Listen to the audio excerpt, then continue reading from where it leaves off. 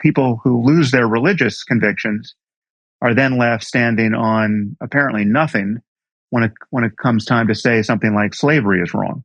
I mean, you literally have professors saying, well, I don't like slavery. I don't happen to like it. I wouldn't want a slave, but, I can't really say it's wrong from the point of view of the universe, right? I mean, that's not what science does. And my point is that morality, and this is perhaps something you're going to want to disagree with, but in my view, morality has to relate to the suffering and well-being of conscious creatures. I mean, not even limiting it to humans, but just whatever can possibly suffer or be made happy in this universe is a possible theater of moral concern. And we know that conscious minds must be arising in some way in conformity to the laws of nature. I mean, so whatever is possible for conscious minds is a statement about, at bottom, a final scientific understanding of what minds are and what consciousness is and how those things are integrated with the physics of things. And so there have to be right answers to the question of how to navigate from the worst possible suffering for everyone to places on the moral landscape that are quite a bit better than that, where there's beauty and creativity and joy of a sort that we can only dimly imagine.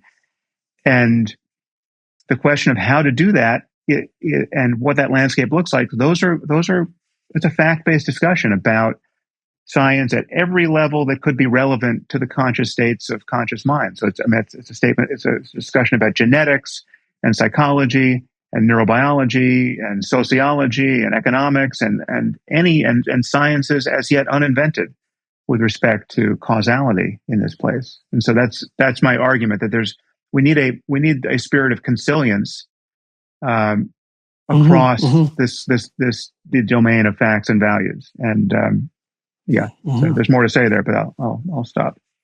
Okay. Well, so I'm gonna pick up a couple of themes there.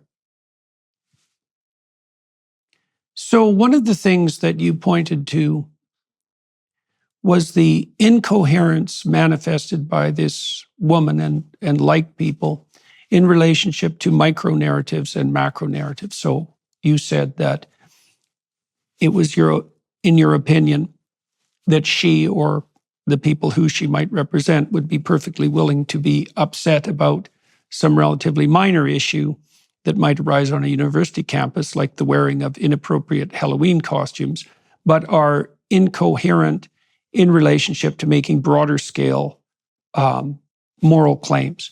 Now, one of the claims of the postmodernists, this was put forward most particularly by, who was it now, who said that there were no meta-narratives. The postmodernism is fundamentally disallowance of the idea that any uniting meta-narratives are possible.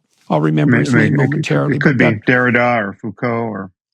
No, it's not. He's the guy who generated simulation theory, another Frenchman. No, Le Pen? Or No. Baudrillard?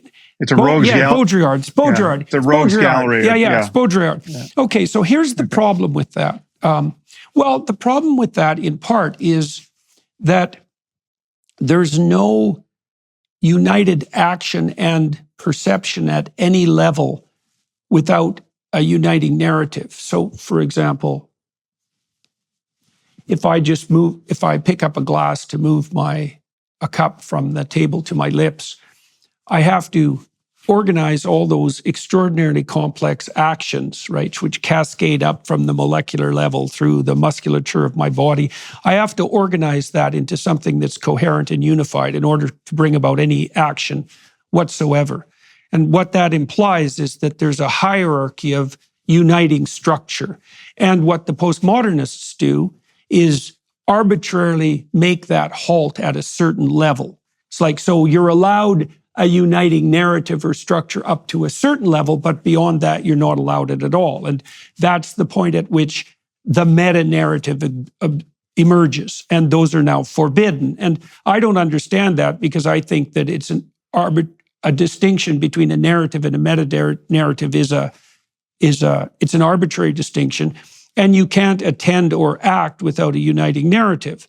So now you seem to be pointing to something like that. So let me walk through your argument. You pointed to the Taliban. I'll add one other, which I think is a simpler defeater, which is that the claim is that there can be no universal values, right? Or universal truth claims with respect to right and wrong and good and evil.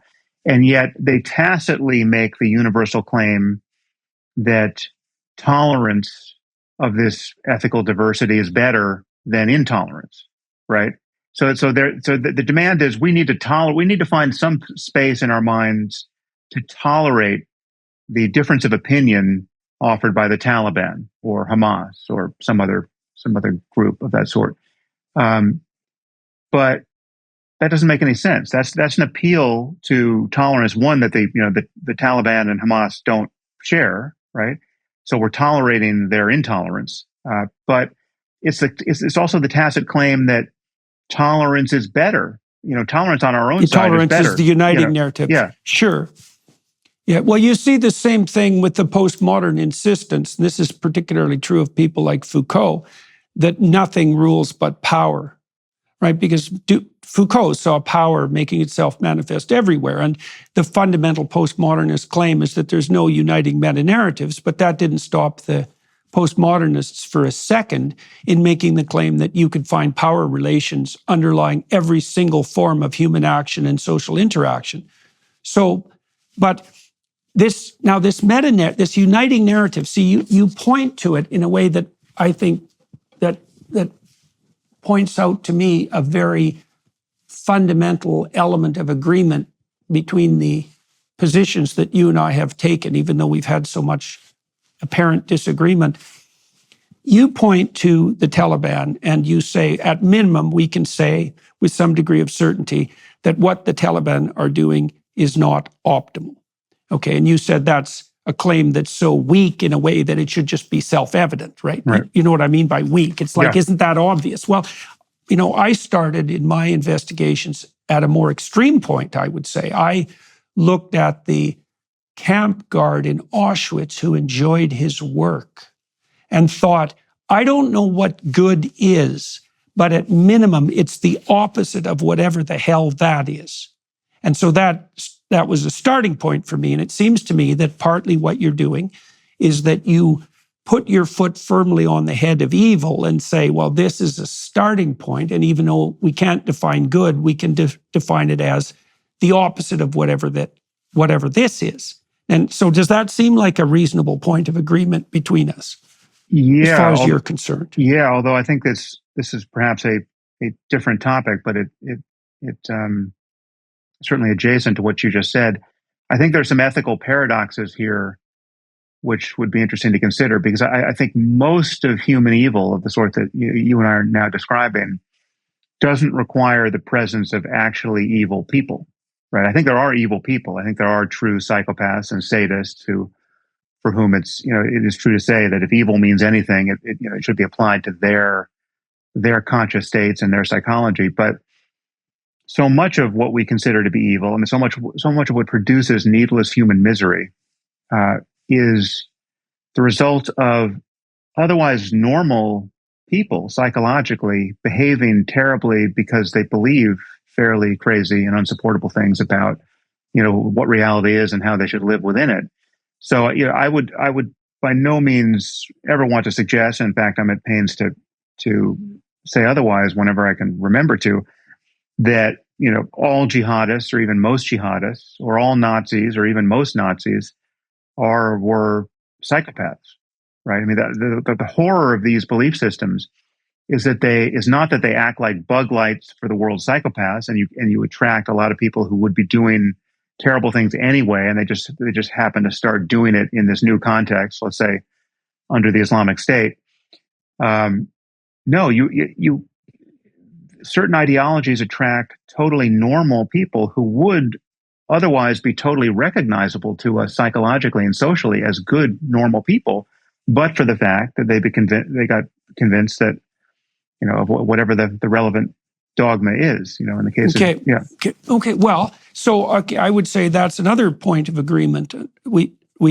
it seems to me that the pathological, the systems that produce rapid movement towards social and psychological pathology both facilitate psychopathic behavior and attract the psychopaths. I would say it's both of those. You can have both of those operating at the same time, right? And so then what we have are people, we have systems of ideas working in the background, and those systems of ideas draw people into their orbit and motivate them to do things that under the influence of other systems of ideas they might not be inclined to do. Seem reasonable?